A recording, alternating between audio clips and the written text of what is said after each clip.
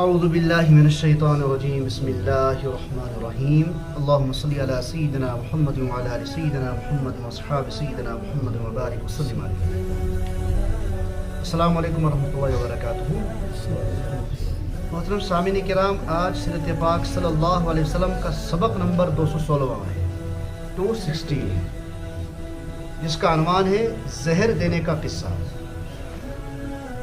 سیرت میں جس مقام پر ہم پہنچے ہیں، فتح خیبر کے واقعاتوں کو ہم پڑھ رہے ہیں اور فتح خیبر کے آخری واقعات چل رہے ہیں. گزشتہ سبق جو ہم نے پڑھا تھا، جس کا عنوان تھا شہادت ہے مطلوب مقصود مومن، یعنی اس سبق میں ہمیں یہ سبق ملتا ہے جو گزشتہ سبق ہم نے پڑھا تھا.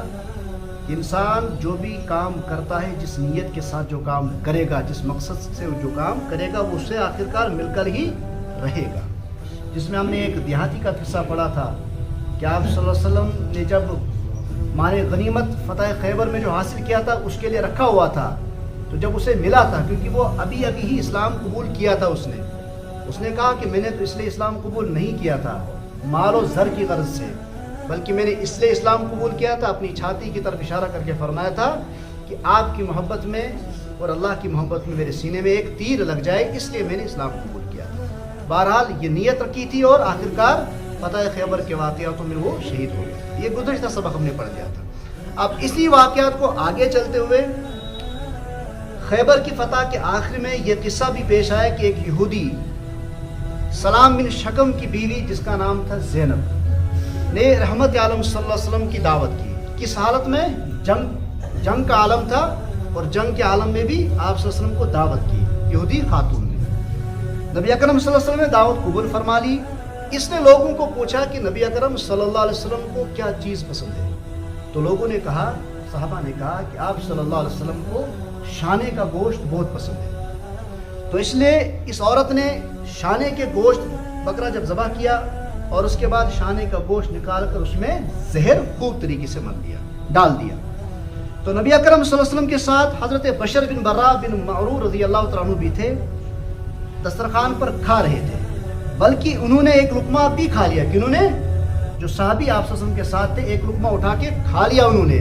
لیکن جو ہی نبی اکرم صلی اللہ علیہ وسلم نے گوشت کا ٹکڑا اٹھایا نوش فرمانے کے لیے، تو گوشت نے اللہ کی قدرت سے خود بتا دیا کہ مجھ میں زہر ملا ہوا ہے. تو اللہ تبارک و تعالیٰ کی قدرت سے اس گوشت نے ہی آپ صلی اللہ علیہ وسلم کو بتا دیا کہ میرے اندر زہر ملایا گیا ہے.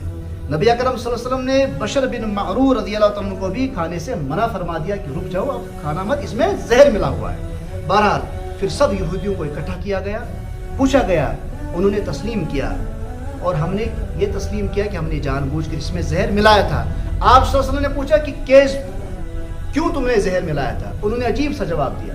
انہوں نے کہا کہ اگر آپ سچے ہوں گے تو ہم نے زہر اس لیے ملایا تھا تو آپ کو خود بخود معلوم ہو جائے گا. الیاذ باللہ، اگر آپ نعوذ باللہ جھوٹے ہوں گے تو ہمیں نجات مل جائے گی. اس عورت کو بھی بلایا گیا، کس عورت کو؟ جس نے زہر ملایا تھا. اس نے بھی جرم اقرار کیا، اور کچھ روایتوں میں آتا ہے کہ جب اس سے پوچھا گیا کہ تم نے ایسا کیوں کیا، اس نے بھی یہی بتایا کہ میں نے زہر اسی لیے ملایا تھا جو ہم نے پیچھے اوپر پڑھ لیا. تو صحابہ کرام رضی اللہ تعالیٰ اجمعین غصے سے آگ بگولا ہو گئے، تلوار میان سے باہر نکلی کہ اس عورت کو قتل کر دیا جائے. لیکن نبی اکرم صلی اللہ علیہ وسلم نے منع فرمایا کہ ایسا نہیں کرنا ہے. لیکن جب اس زہر کی وجہ سے، جو ایک صحابی نے تو لقمہ کھا لیا تھا نا، اسی زہر کی وجہ سے جب اس صحابی کا انتقال ہوا، تو اس صحابی کے انتقال کی وجہ سے اس کے انتقام کی بنیاد پر پھر اس عورت کو بھی قتل کر لیا گیا تھا. اس کے بدلے میں قتل کر لیا گیا تھا اس عورت کو. اور بعض روایتوں میں آتا ہے کہ اس عورت نے آپ صلی اللہ علیہ وسلم کا یہ معجزہ دیکھ کر کہ جب گوشت نے خود بتا دیا آپ کو، ایمان بھی اس عورت کو نصیب ہو گیا تھا. اس عورت کو اس قصے سے ایک خاص بات پر غور کرنے کا مقام ہے کہ غور کیجئے کہ جنگ اپنی جگہ، عالم کون سا تھا. آج نظریں دور ہوتی ہیں، آج وسائل جنگی ایسے ہیں کہ دور نظر رہ کر انسان ایک دوسرے کو مارتا ہے. لیکن اس زمانے میں انسان آمنے سامنے رہ کر کاٹ واٹ کرتا ہے. اس میں زیادہ جذبات اور زیادہ خون نظر آتا ہے، اور زیادہ جو اندر سے عداوت دشمنی ہوتی ہے وہ زیادہ ابھرتی ہے اس زمانے میں. لیکن یہاں غور کرنے کا مقام ہے کہ جنگ اپنی جگہ، لیکن دعوت دشمنوں کی بھی کی جاتی تھی. دعوت دشمنوں کی بھی کی جاتی تھی اور قبول بھی کی جاتی تھی. آپ صلی اللہ علیہ وسلم نے قبول تب جا کر ہی کی جب جا کر ایسا ماحول تھا کہ یعنی انسان اخلاق سے اتنے گرے ہوئے نہیں تھے اس زمانے میں جتنے آج گرے ہوئے ہیں. یہ تھا آج کا سبق. اللہ تبارک و تعالیٰ نے سیرت پر عمل کرنے کی توفیق عطا فرمائے. کل ہم پڑھیں گے مہاجرین حبشہ کی واپسی. وصلی اللہ تعالیٰ علیہ وسلم.